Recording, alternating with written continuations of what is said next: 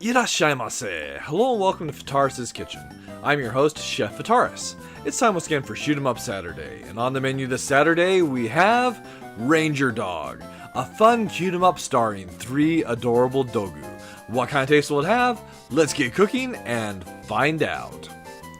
From developer OOE Games and publisher Hanaji, Rangerdog released in mid-June for the Nintendo Switch and PC via Steam. Now this is a really fun shoot 'em up that I fear is going to get overlooked due to some of the other high profile releases of the week, which is fair, not to take away from those games, or rather that game in particular, it's great, but this is one that I think deserves some attention. It's a really fun, simple shoot 'em up that's very much in the vein of titles like Gradius and specifically Parodius. So if you like horizontal scrolling shoot 'em ups like that, this is one that I highly encourage you pick up. As not only does it have a lot of enjoyable gameplay, it's also at a great price point. But don't just take it from me. Let's look at the gameplay itself and you can kind of make up your own mind.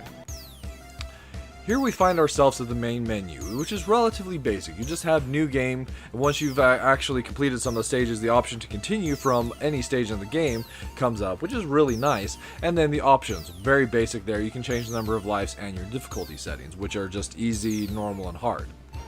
Starting the game takes you to this character select screen where you can pick one of the 3 Ranger dogs. And we'll kind of just take a quick second to kind of look at the differences between them. So Riku has 2 unique shots to him. He has a tail gun where you have shots coming out of either side of Riku. Then his other shot is the laser. These can be upgraded from level 1 to 3. In addition, there are 2 missiles, one that's kind of like your standard Gradius missile which fires and skims along the ground, and then a 2-way. And for his options, he has them fly in formation, so initially 1 above, 1 below, etc, etc, until you have 4. Now, Maru has a shot that's kind of like a double shot in Gradius, where you have 1 go up, 1 go forward. Then his other shot is a wave. They can upgrade from levels 1 to 3. And we also have another Gradius style missile equipped on Maru. In addition to that, he also has a ground bomb. Maru's options follow him in, rather than set up in a formation, they are in a follow pattern. And all 3 dogs can equip a barrier. Now, the last dog we have is Kotetsu, and he's the one we'll be playing as today, as he's my favorite of the 3, so rather than just show you what he's got, we'll actually play the game, and you can kind of see that as I go. Starting the game drops you into this section which kind of acts as a tutorial. We have the ability to pick up power-ups, but those power-ups...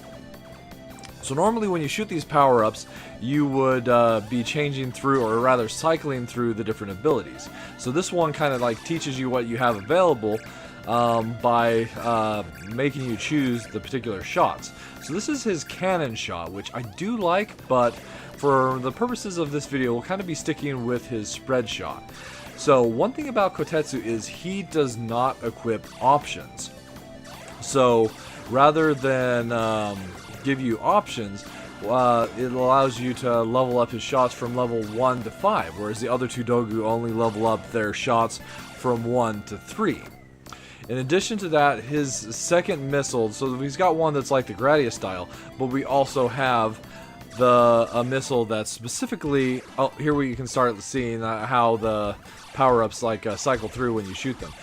His second missile is a homing missile, which is actually very, very effective, especially when it's leveled up to level 5. Really, it's kind of how you're going to be doing the bulk of your damage as Kotetsu, I feel, although his shot's great. So the first stage itself is actually really fun. We're kind of moving ourselves through this conveyor belt sushi factory, and depending on the difficulty setting, things get a little bit more chaotic here. At higher difficulties, you're going to be having a lot of the sushi firing shots at you, but at the easy difficulty, it's relatively straightforward. We just have the Ikura that are firing their fish eggs at us. So let's talk about some of what the other power-ups we can get. In addition to the speed, there's also a bomb and a barrier that we can equip. And of course, if you're one of the other two Dogu, you could also get your options as well. The barrier works kind of like the force field in later Gradius titles, where you can take multiple hits and it will like slowly lose power. Let's see if we can get it. It's the purple icon. It takes a little bit, there we go, to cycle through to that. So we're just about done with our first sushi stage, and we'll see the boss itself, which is kind of this bizarre sushi wheel. We have to attack the top or the bottom, and his attacks are relatively straightforward. He'll fire off the sushi that he spawns and also charge at us. Pretty simple to evade these patterns. With a little bit of effort, he'll be down, and, well, we'll move on to the next stage, which I'm not going to go in order here. Rather, I'm going to jump ahead to show you what would be my favorite stage in the game. So we've skipped stages 2 and 3 to find ourselves at stage 4. This is the one that I've had the most fun with, as I feel like, well, actually, there's one thing that's really great about this game is it has unique elements to every one of its stages. And that's something that you can definitely appreciate. So you've got unique enemies, unique like gameplay, specifically in the bosses. The boss fights in this game are actually like really enjoyable and a lot of fun. But this stage in itself adds in a different mechanic that I actually think is really neat, and that's this get coin mechanic. So throughout the course of the stage, which kind of speeds up a little bit on us as well, so it's kind of like a hyper, but not so crazy fast. We've got all these coins we're trying to collect, and there's a particular reason behind that. One disadvantage of starting the game from the continue is you do start out at base power, but that's not really a terrible like problem, as if we happen to lose a life, we'll be set back to level 1 regardless. Although there is a difference there. That level 1 would still have us being equipped with the particular shot and missile that we had before, just at level 1. Oh, and there was one thing I did forget to mention. When you swap between your weapons, you'll end up having these darker coins. If you stand over them, they'll give you infinite coins as long as you can stay on top of them, although it does give you them fairly slowly, so I guess it's not necessarily infinite. You'll just get more coins that way. Anyway, so say we have level 3 spread shot, then we pick up level, then we pick up a cannon. That cannon will be at level 1 unless we've leveled it up to a certain extent. However, if you happen to go back to the spread shot, which was at level 3, then we'll have that level 3 spread shot. And I do appreciate that kind of flexibility that the game gives us with moving back and forth between the two weapons. You just have to upgrade the weapon that you ultimately want to use. So we find ourselves at the end of stage 4, and as I mentioned, the boss fights in this game are one of the things that I really enjoy. This boss fight in particular is a lot of fun because it changes up the mechanics. So meet our piggy bank boss, and you'll note in the middle there he's got a score as well as, or rather a counter as well as a total. So in this boss fight, we shoot the coins that we've collected throughout the course of the stage. Now, I haven't actually tried to complete the stage with collecting fewer coins than 150, but that's pretty neat. So if you happen to miss his mouth, those coins will bounce off of him, and you can collect them all off the ground to keep going. I just think that's just a really neat, fun mechanic.